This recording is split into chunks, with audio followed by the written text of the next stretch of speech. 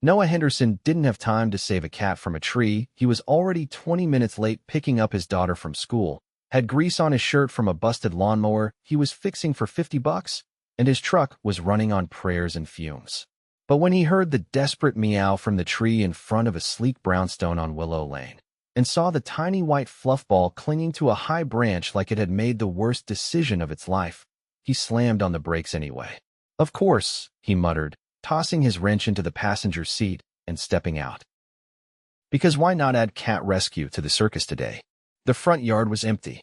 No sign of the owner. Probably inside sipping wine, clueless their cat had decided to flirt with death. Noah looked up at the tree, squinted at the branch, and sighed. "All right, furball. Let's not make this harder than it has to be." He climbed. Not gracefully. Noah wasn't exactly built for tree climbing. He was broad, tall, and had the kind of rough hands that came from fixing things for a living. But he was also stubborn, and when the cat hissed at him, he narrowed his eyes and kept climbing. "Listen, I didn't ask for this either," he muttered, inching forward. "You better be worth it." 10 minutes, one scratched arm, and a lot of swearing later, he had the cat tucked under one arm and was making his way down when the front door burst open. A woman in a fitted navy coat and heels ran out, her dark curls bouncing, eyes wide with panic. "Milo." The cat immediately squirmed in Noah's arms and let out a high-pitched meow. "Yeah, he's fine," Noah said as he jumped down the last few feet and handed her the cat. "Just stupid." She tilted her head. "Excuse me." "The cat," he added quickly. "Not you." Her eyes softened, and then she laughed, a bright, surprised sound that caught him off guard. "Well, thank you, mystery man. I was about to call the fire department. They'd charge you," he said, brushing dirt off his jeans. "I'm cheaper." She glanced at his truck and the rickety ladder hanging out the back. "You always rescue cats in your spare time?" "Only when I'm already late for something important," he said, then looked at his watch and winced. "Speaking of," he jogged back to his truck, but she called out, "Wait." "What's your name?" "Noah," he said, throwing the door open. "Noah Henderson." "I'm Camille," she said. "Camille Hart." He gave a quick nod. "Nice to meet you, Camille Hart. Try to keep him inside next time." Then he was gone. Noah made it to the school just in time to see his 7-year-old daughter, Violet, sitting on the curb with her arms crossed. "You're late again," she said, climbing into the truck. "I had to rescue a cat from a tree." Violet blinked. "Seriously?" "Yep." She tilted her head. "You hate cats." "I do." She grinned. "Did you at least get paid?" "Nope." Violet sighed dramatically. "You need to start charging for these things." "I'll add it to the list." They drove home to their small rental on the edge of town. It wasn't much: 2 bedrooms, peeling paint, and a heater that worked when it wanted, but it was theirs. Noah made grilled cheese for dinner, helped Violet with her math homework, and passed out on the couch with a pile of unpaid bills on the table beside him. Across town, Camille Hart sat in her penthouse apartment with Milo snuggled into her lap and a glass of wine in her hand. She couldn't stop thinking about him. Noah Henderson. There was something about the way he looked at her, like he didn't care who she was. Like he had a million things on his plate and still stopped to help her. That quiet strength. The way he didn't try to charm her or impress her. He just was. And he'd walked away without asking for anything. She Googled him. Found nothing but a tiny listing for Henderson repairs, no job too small. Interesting. Camille closed her laptop and smiled. The next morning, Noah was fixing a busted sink in an old lady's kitchen when his phone rang. He picked up on the 3rd ring, his hands still soaked. "Yeah, Noah Henderson?" The voice on the other end was crisp, professional. "This is Rachel from Willow Lane Properties. We'd like to hire you for a few urgent repairs at one of our townhomes. Your name came highly recommended." "By who?" he asked, suspicious. She didn't say, but she offered to pay double your rate. Noah blinked. Yeah, sure. What's the address?" When she told him, he paused. "Willow Lane, Camille Street." That afternoon, he pulled up in front of the same brownstone. Camille was waiting on the steps in a cream sweater and jeans this time, hair pulled into a low ponytail, smiling like she'd been expecting him. "You again," he said, climbing out of the truck. "Surprised?" "Little bit. I needed help, and I figured, why not call the man who climbs trees for free? You bribed the property manager. I like to get things done." He stared at her, then nodded. "All right. What needs fixing?" She led him inside. The place was pristine: marble counters, gold fixtures, Furniture that definitely cost more than his truck. Noah hesitated. You rent this place? Camille smiled. Something like that. He knelt by the cabinet under the sink, pulled open his toolbox. You're not like the people I usually work for. Because I don't yell about prices or try to offer you expired coupons? No. Because you look like you belong in a magazine. She laughed again. That's the nicest insult I've gotten all week. Noah glanced up at her. Wasn't an insult. Their eyes locked. Something shifted. Over the next week, Camille found a dozen excuses to hire him again. The back gate wouldn't lock. The light fixture flickered weird. The water pressure in the guest bathroom was a little low. Noah wasn't stupid. He knew she didn't need half of it fixed. But she paid in cash, tipped generously, and kept giving him coffee while he worked. And he didn't mind. Violet noticed. Who's Camille? She asked one night as he was packing up his tools. Client. You're smiling weird. I am not. You are. Noah rolled his eyes. Go get your shoes. We're late for dinner. Camille was falling hard. She couldn't stop watching the way he talked to his daughter when she peeked into the truck one afternoon.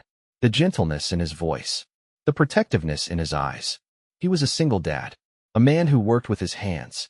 Who showed up when he didn't have to. And he had no idea she was sitting on a fortune. Camille Hart. Heiress to the Hart tech empire. Daughter of the late Richard Hart, tech mogul. Millionaire many times over. But when she was with Noah, none of that mattered. He treated her like a person, not a headline. She wanted more of that. She wanted more of him. And she had a feeling. He wanted more of her too. Camille stood in front of the mirror, tying a silk scarf around her neck as the doorbell echoed through the townhouse. She didn't usually dress for anyone, not since boardrooms and charity galas had become interchangeable, but today she'd caught herself choosing earrings. Not that Noah would notice. He never looked at her clothes. She opened the door to find him holding a toolbox in one hand and a cardboard box in the other. Brought the parts for that thing you said was broken, he said, stepping in without waiting for an invitation. Though I'm still not sure what's wrong with it. She shut the door behind him. Well, it's not exactly broken. It just makes a strange noise. You'll see. It better be more convincing than the loose doorknob from last time. Camille raised an eyebrow. Are you accusing me of manufacturing excuses to see you? He set the box down on the kitchen counter and opened it. I'm accusing you of having very creative plumbing issues. She laughed and leaned against the island. Maybe I just like your company. Noah didn't answer right away. He pulled out a new faucet and ran his fingers along the edge of the packaging, like he was considering whether or not to say something heavier than usual.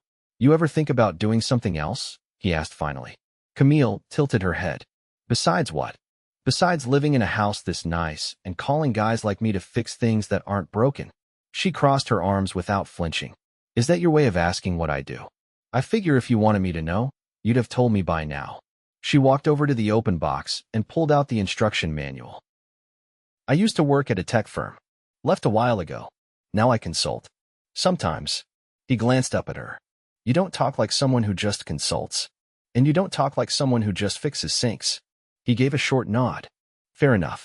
Camille sat on the edge of the counter, watching him work. Do you ever take a day off? Can't afford to. Not when things break and kids need field trip money. Field trip. Violet's class is going to the science center next week. She wants to see the planetarium. Camille kept her voice even. That sounds fun. She's never been out of the county. This'll be the first time she's on a charter bus. He didn't say it like it was tragic. He said it like he was proud of managing it. Camille slid off the counter and opened a drawer. I've got tea if you want some. Or coffee. Coffee if it's strong. She poured him a cup, black, and handed it over. He took it with a nod, then gestured to the open floor plan. You live here alone? Just me and Milo. Doesn't feel lived in. Because it's clean? Because it's quiet. Camille leaned against the sink. It's not always. My assistant comes by twice a week. My neighbor hosts book clubs that get loud enough to hear through the walls. He set the wrench down and wiped his hands. Still, doesn't feel like home. She didn't answer that. Instead, she walked to the bookshelf behind the sofa and pulled down a leather-bound photo album. She opened it on the counter beside him, flipping to a page with a black and white photo of a man in a suit, holding a little girl on his shoulders. That's my father, she said. Richard Hart. You've probably heard of him. Noah stiffened. Hart Tech. She nodded once. Founder. CEO. My childhood was boardrooms and IPOs. I learned to calculate stock percentages before I learned how to ride a bike. He stayed quiet for a moment. Then, didn't expect that. I figured. You don't act like you grew up in a mansion. I didn't. Not at first. We had a 2-bedroom apartment in Queens until everything took off. And now I live in a brownstone I don't technically own, with a cat who doesn't listen to me, and a professional past everyone assumes I inherited. He looked at her. Really looked. You don't talk about him like he's an idol. He wasn't. She closed the album. He was brilliant. But cold. I was a number in a spreadsheet to him. Noah leaned on the counter, arms crossed. You think you're hiding from that. I think I'm figuring out who I am without it. They stood in silence for a beat too long. Then Camille straightened. I need to pick up something from the boutique on Stanton. Wanna come? He blinked. Now. Yes. I'm covered in paint from that gate you had me fix. She walked to the coat rack and grabbed her purse. You clean up fine. Come on. He hesitated, then followed her out. They walked side by side down the street, past high-end shops and cafes filled with people who didn't work with their hands. Camille led him into an airy boutique with pale wood floors and soft jazz playing overhead. A saleswoman approached instantly. Ms. Hart, your order is ready. Noah glanced at her sideways. You're a regular here? Camille took the box and handed it to him. It's a gift. He stared at it. For who? For Violet. He opened the lid and found a small, hand-stitched backpack with constellations embroidered across it in gold thread. Inside was a folded note, for the future astronomer. He looked up sharply. Why? Because she should feel like the world's meant for her. I can't accept this. You already have. I don't want charity. It's not charity. It's a gift. From one person who cares to another. He didn't thank her. He didn't have to. The way he held the box said it all.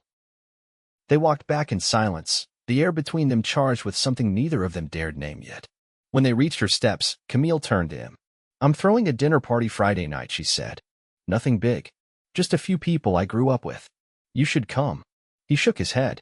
I wouldn't fit in. You won't have to. Just be yourself. I don't have the kind of suit that gets invited to parties like that. I'll take care of it. He frowned. You're not dressing me. I'm not. I'm helping. He hesitated. What kind of people are we talking about? The kind who think they know everything, but don't know a damn thing about real life. He exhaled slowly. I'll think about it. Camille smiled. Don't think too long. As he walked away, she watched him go, already picturing him in a tailored jacket, standing in a room full of stockbrokers and CEOs, outshining every one of them just by being real. She didn't just want him in her world. She wanted him to change it. Noah stood outside Camille's townhouse on Friday evening, wearing the unfamiliar weight of a tailored navy jacket and crisp charcoal slacks. The collar itched. He hadn't worn anything this expensive since his wedding 14 years ago, and even then, it had been a rental.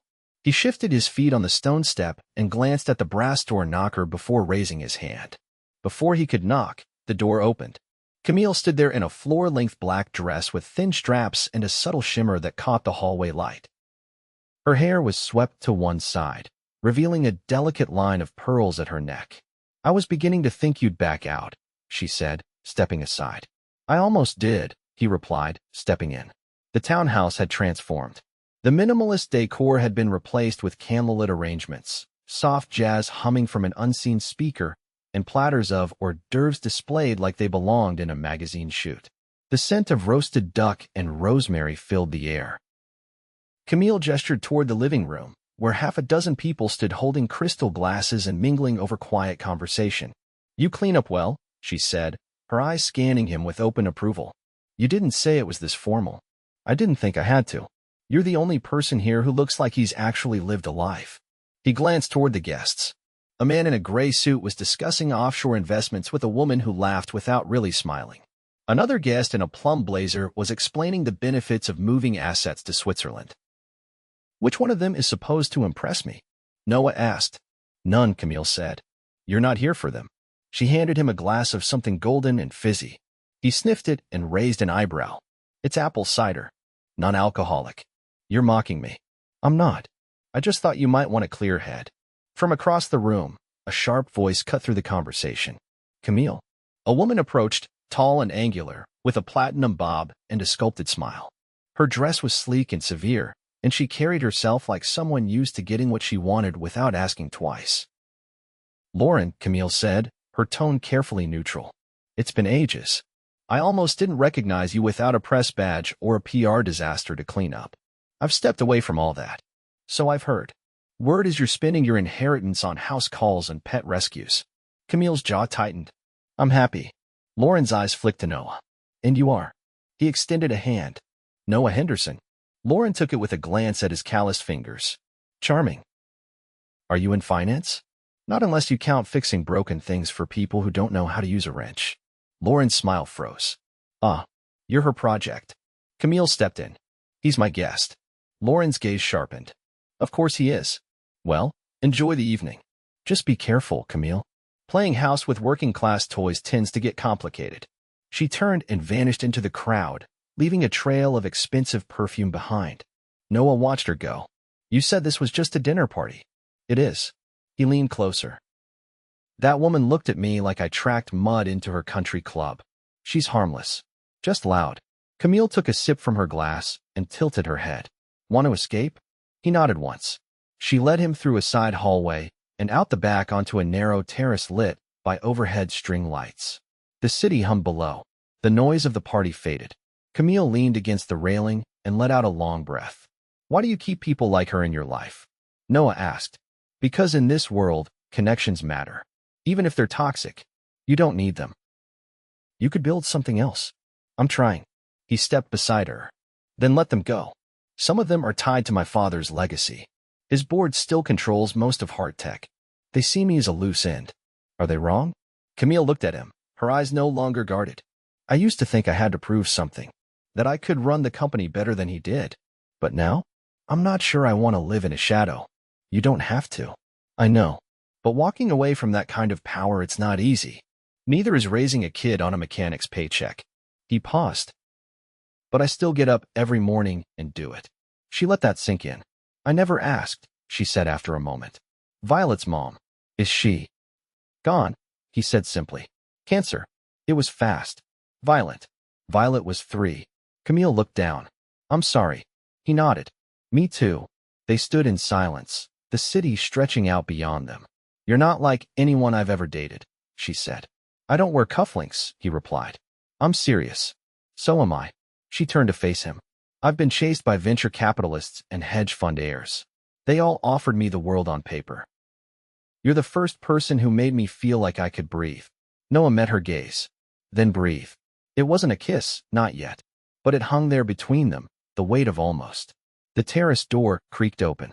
A man in a navy vest and polished shoes stepped out, scanning the balcony.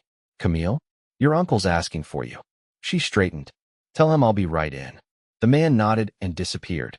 Noah raised an eyebrow. "Uncle?" "Chairman of the Hart Tech board. He wants me to reconsider a merger." "You going to?" "I haven't decided." He studied her. "Whatever you choose, don't let them decide who you are." Camille looked at him like he'd said something she hadn't known she needed to hear. Back inside, the party was winding down.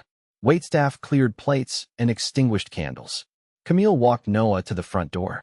He paused on the threshold. "I should go.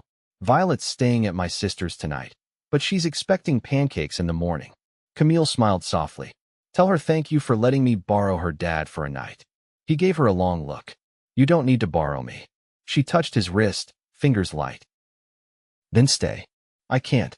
"Not yet." Camille nodded. No argument. No pressure. "Good night, Camille." "Good night, Noah."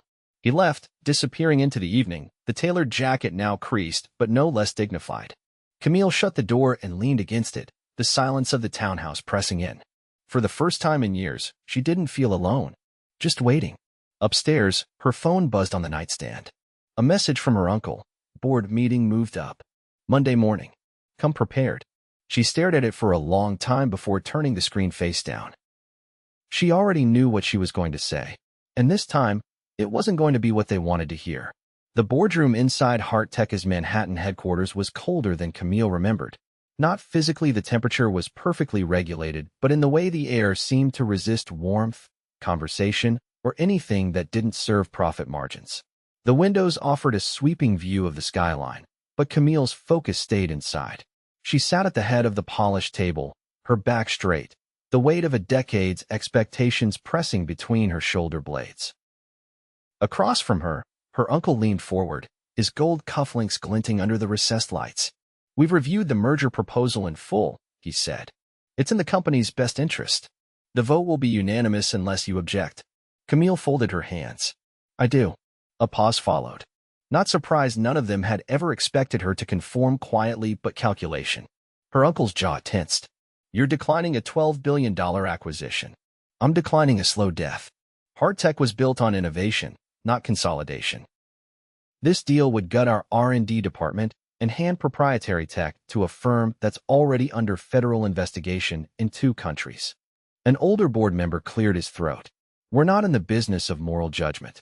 "Then you're in the wrong business," Camille said. "Because I am." No one spoke. She stood, gathering her notes. "My stake gives me veto power. I'm using it. If anyone wants to challenge my position, you know where the legal department is."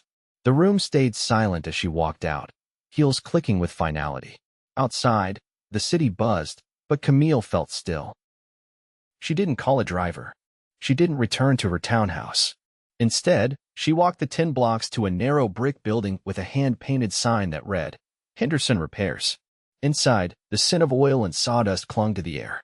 A small fan rotated lazily in the corner.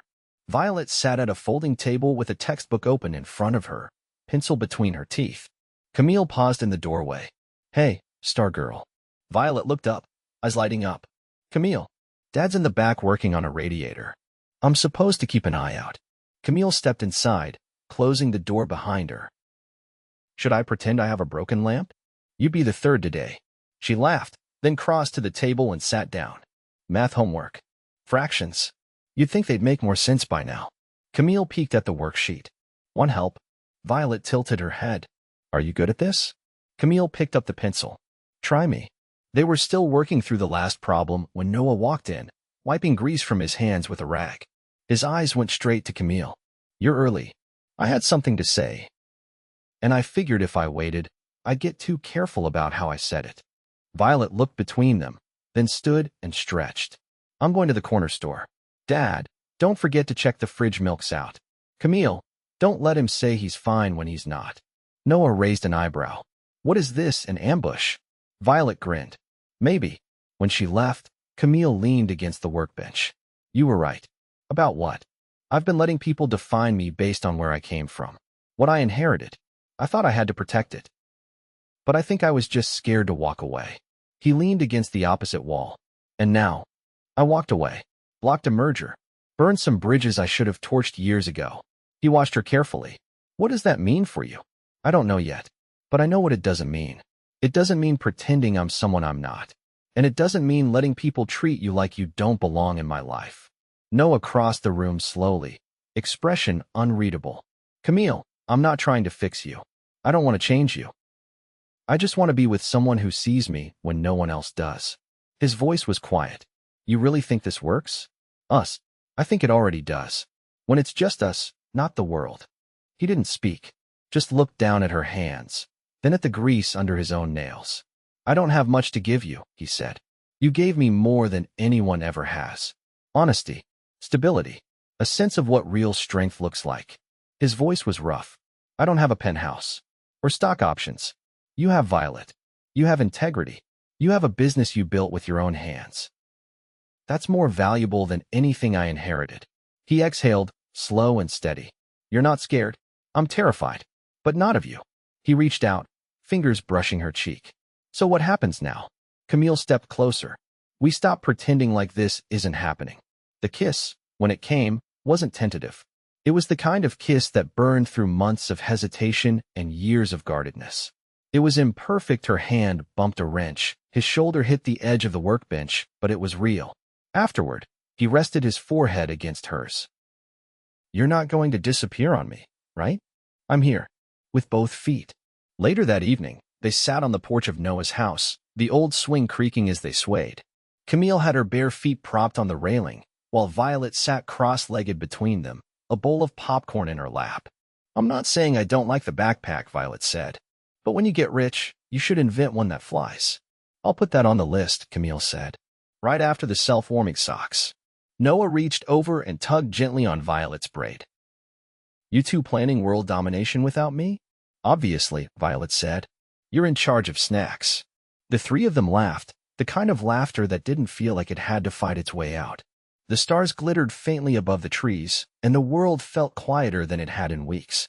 Later, when Violet had gone to bed and the porch light buzzed gently above them, Camille leaned her head on Noah's shoulder.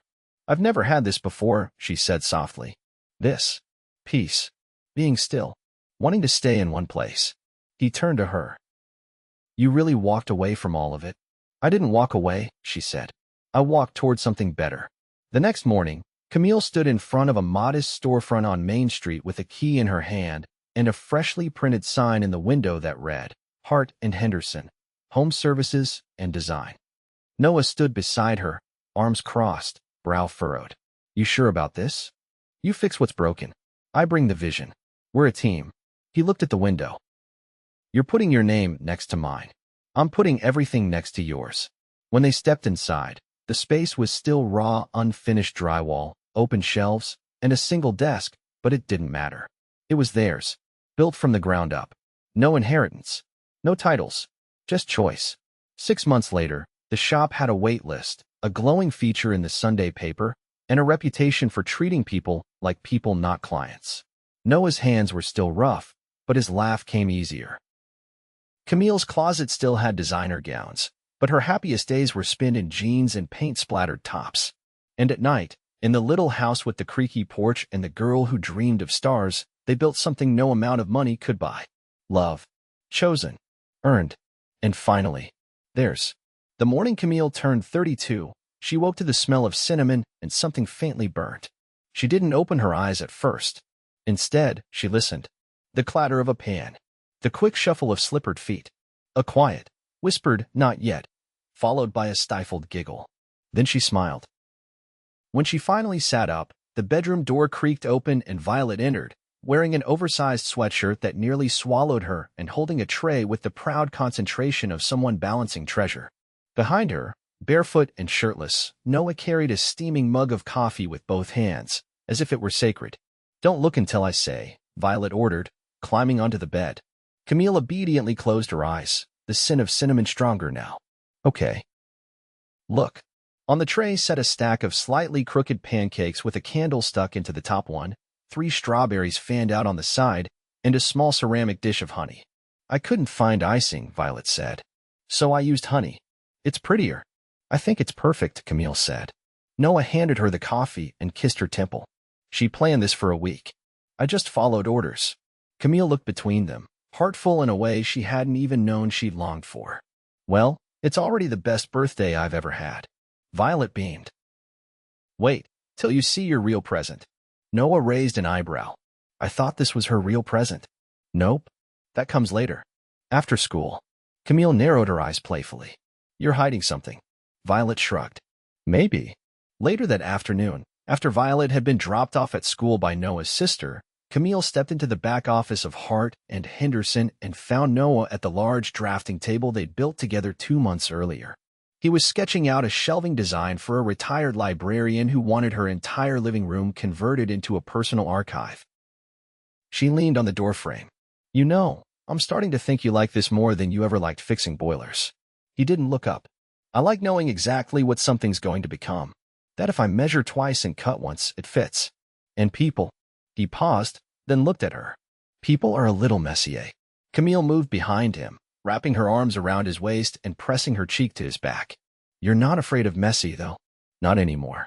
They stood like that for a long moment, the sounds of the shop quieting around them. Then Noah turned, framing her face with his hands. You ever think about what comes next? I have, she said. Have you? Every day. Camille searched his eyes. And I don't see a future that doesn't have you in it. She kissed him, soft and certain, and when they parted, he touched her cheek with the back of his knuckles. You should get ready, he said. Violet's going to be mad if you're late. For what? He just smiled. 2 hours later, Camille found herself in the passenger seat of Noah's truck, blindfolded and suspicious.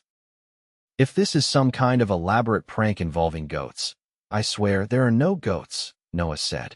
But now I'm regretting not thinking of that. When he finally stopped the truck and helped her down, the air was filled with the scent of grass and something sweet lavender. He guided her a few more steps and then said, "Okay, you can look." She pulled off the blindfold. They were standing in a clearing, surrounded by wildflowers and waist-high grass. In front of her was a handmade picnic table covered in a linen cloth, a bouquet of sunflowers in a mason jar, and 3 mismatched plates. Violet was already seated, wearing a paper crown made from gold foil and holding a small ukulele. "Happy birthday to you," she sang, off-key but enthusiastic. Camille clapped. "This is unbelievable. We made everything ourselves," Violet said. "Even the lemonade. It's probably mostly sugar," Noah added. "It's perfect," Camille said, sitting down. They ate under the setting sun, the sky painted in streaks of pink and coral. Violet told a story about a girl who built a rocket out of soda cans and launched herself to the moon to find her lost cat. Camille laughed so hard she cried. When the food was gone and the stars began to appear overhead, Noah stood and cleared his throat. Camille glanced up. "Are you about to give a toast?" "Sort of." He reached into the back pocket of his jeans and pulled out something small. Her breath caught. "Noah." He sank to one knee. Violet gasped. "You're really doing it now?" He looked up at Camille, eyes steady. "I don't have a fancy speech. You already know I'm not great at flowery words. But I know what we've built. I know what you've given me. And I know there's no version of my life that feels whole without you in it." He opened the box. The ring was simple platinum, a single round stone, no embellishments. Camille covered her mouth, her eyes already wet. "I love you," he said. "Not because you changed my life, but because you made me brave enough to live it. Will you marry me?" She didn't hesitate. "Yes." He stood, slipped the ring on her finger, and kissed her, his hands trembling just slightly against her cheeks. Violet cheered so loud a bird took off from the nearby trees. They drove home under a sky full of stars, and that night, Camille lay in bed beside Noah, her hand resting on his chest, the quiet, steady rhythm of his heart beneath her fingers. "I never thought I'd be this happy," she whispered. His voice was hoarse. "Me neither." They didn't speak again. They didn't need to. 2 weeks later, they married in the clearing where he'd proposed. Camille wore a tea-length ivory dress, her curls pinned back with wildflowers. Violet stood between them in a pale blue dress she'd helped design herself, holding both their hands as they said their vows. There were no corporate sponsors, no press releases, no Heart Tech board members. Just friends, family, and the people who had seen them for who they really were. Afterward, they danced barefoot in the field, the sun setting behind them. Violet twirled until she was dizzy, then collapsed into the grass beside them, laughing. By the time the stars returned, the 3 of them were lying side by side, hands joined, watching the constellations. "I think everything finally makes sense," Camille whispered. Noah kissed her knuckles. "It does now." A year passed. Hart and Henderson expanded into a second location. Violet's science fair project, a model of the solar system with real motion sensors, won first place. Camille launched a mentorship program for young women in trade and design, focused on helping them build something real, something lasting. They moved into a new home on a quiet, tree-lined street. It wasn't a mansion. It wasn't a penthouse. But it had space for Violet's telescope, a garden Camille filled with herbs and late-blooming flowers, and a garage Noah turned into his dream workshop. Every Friday night, they had dinner on the porch. Every Sunday morning, Camille read the paper with coffee while Noah made pancakes, this time without burning them. And every night, when the lights were off and the world quieted, they held each other like they'd never known anything else. They didn't need fortune or fame. They had something better. Each other. A life built with hands and heart. A love that didn't shimmer, it glowed. And it never faded. Not once.